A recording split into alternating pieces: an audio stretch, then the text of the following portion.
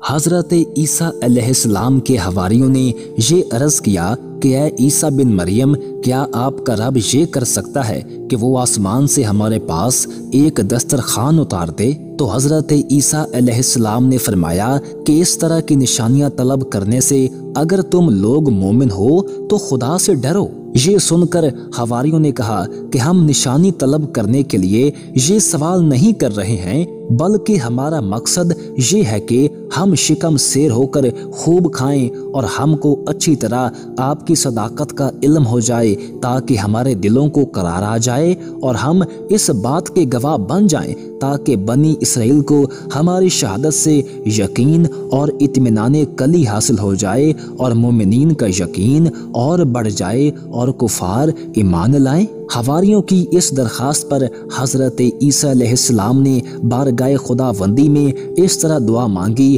اے رب ہمارے، ہم پر آسمان سے ایک خوان اتار کہ ہمارے لیے عید ہو، ہمارے اگلے پچھلوں کی، اور تیری طرف سے نشانی، اور ہمیں رزق دے، اور تو سب سے بہتر روزی دینے والا ہے۔ حضرت عیسیٰ علیہ السلام کی دعا پر اللہ تعالیٰ نے فرمایا کہ دسترخوان تو اتار دوں گا، لیکن اس کے بعد بنی اسرائیل میں سے جو کفر کرے گا میں اس کو ایسا عذاب دوں گا کہ تمام جہان والوں میں سے کسی کو ایسا عذاب نہیں دوں گا۔ چنانچہ اللہ تعالیٰ کے حکم سے چند فرشتے ایک دسترخوان لے کر آسمان سے اترے جس میں 7 مچھلیاں اور 7 روٹیاں تھیں۔ حضرت ابن عباس رضی اللہ تعالیٰ عنہ سے روایت ہے کہ فرشتے دسترخوان میں روٹی اور گوشت لے کر آسمان سے زمین پر نازل ہوئے، اور بعض روایتوں میں یہ بھی آیا ہے کہ تلی ہوئی ایک بہت بڑی مچھلی تھی جس میں کانٹا نہیں تھا اور اس میں سے روغن ٹپک رہا تھا،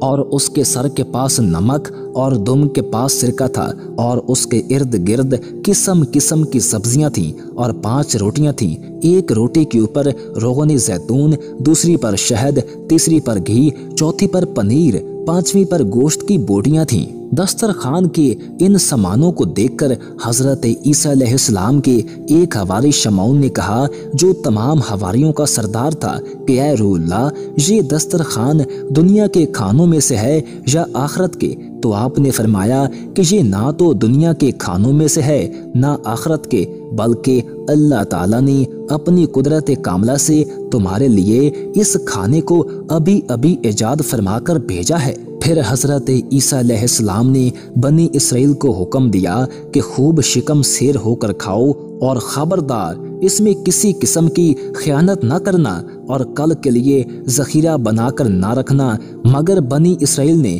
اس میں خیانت بھی کر ڈالی اور کل کے لیے ذخیرہ بنا کر بھی رکھ لیا۔ اس نافرمانی کی وجہ سے اللہ تعالیٰ کا ان لوگوں پر یہ عذاب آیا کہ یہ لوگ رات کو سوئے تو اچھے خاصے تھے، مگر صبح کو اٹھے تو مسخ ہو کر کچھ خنزیر اور کچھ بندر بن گئے۔ پھر حضرت عیسیٰ علیہ السلام نے ان لوگوں کی موت کے لیے دعا مانگی تو تیسرے دن یہ لوگ مر کر دنیا سے نیست و نابود ہو گئے، اور کسی کو یہ بھی نہیں معلوم ہوا کہ ان کی لاشوں کو زمین نگل گئی یا اللہ نے ان کو کیا کر دیا۔ اللہ تعالیٰ نے اس عجیب اور عظیم الشان واقعہ کا تذکرہ قرآن مجید کی سورہ مائدہ میں فرمایا ہے، اور اسی واقعہ کی وجہ سے اس سورہ کا نام مائدہ رکھا گیا۔ مائدہ دسترخوان کو کہتے ہیں۔ عیسیٰ بن مریم نے عرض کی کہ اے اللہ، اے رب ہمارے، ہم پر آسمان سے ایک خوان اتار کہ وہ ہمارے لیے عید ہو، ہمارے اگلے پچھلوں کی،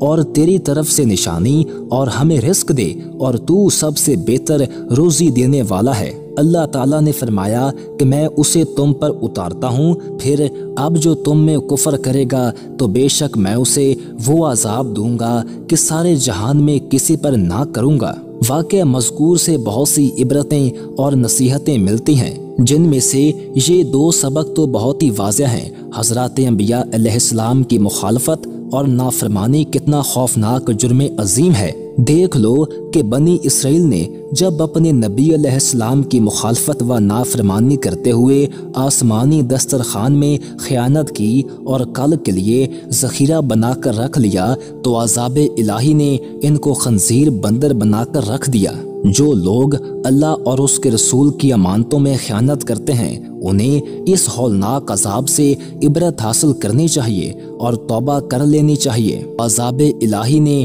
ان کو خنزیر بندر بنا کر رکھ دیا۔ جو لوگ اللہ اور اس کے رسول کی امانتوں میں خیانت کرتے ہیں انہیں اس ہولناک عذاب سے عبرت حاصل کرنی چاہیے اور توبہ کر لینی چاہیے۔